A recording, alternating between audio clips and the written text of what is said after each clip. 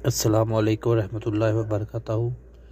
तहरीक लब्बैक के कारकुनों के लिए खुशखबरी मखसूस कराची बहावल ने अटक के लिए हाफिज साद हुसैन रिजवी ने इलेक्शन लड़ने का ऐलान कर दिया है। तहरीक लब्बैक की पूरी क़यादत जो है खुद इस बार मैदान में उतरी है, क्योंकि जो पिछले इलेक्शन से 2018 वाले उसके अंदर तहरीक लब्बैक ने इलेक्शन में हिस्सा नहीं लिया था, उनकी क़यादत ने हिस्सा नहीं लिया था, सिर्फ टिकट ही दिए गए थे। अब जो इस बार जो है पीर ज़हीरुल हसन से लेकर जितने भी क़यादत है, हाफिज साद रिजवी साहब भी खुद इलेक्शन लड़ रहे हैं और हाफिज साद रिजवी 3 हलकों से इलेक्शन लड़ रहे हैं।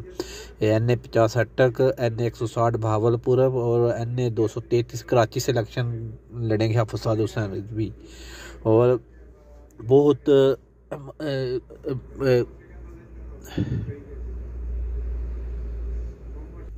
और जितने भी सियासी हलके सभी के अंदर खौफ व हरास है कि तहरीक लब्बैक खुद की आदत आगे आ गई है और हाफिज साद इलेक्शन के पीछे को धमकी दी है कि अगर तुम लोगों ने हमारे कोई ऐसा किया, हम दरवाजे के आगे भी हम होंगे, पीछे भी हम होंगे। वो वीडियो बयान लगाया, वो भी सुनना आप, और वीडियो को लाइक करें, शेयर करें और चैनल को सब्सक्राइब जरूर करें। और मैं बिल्कुल वाजे इलेक्शन कमीशन को पैगाम देना कि जो तुसा बर्दाश्ती बना ली बना ली और तुहाडे बूहे ते इस तरह आवांगे भाई, अगले बूहे ते भी असीं होवांगे ते पिछले बूहे ते भी असीं होवांगे, तुहाडा नस्ल दा राज नहीं होएगा।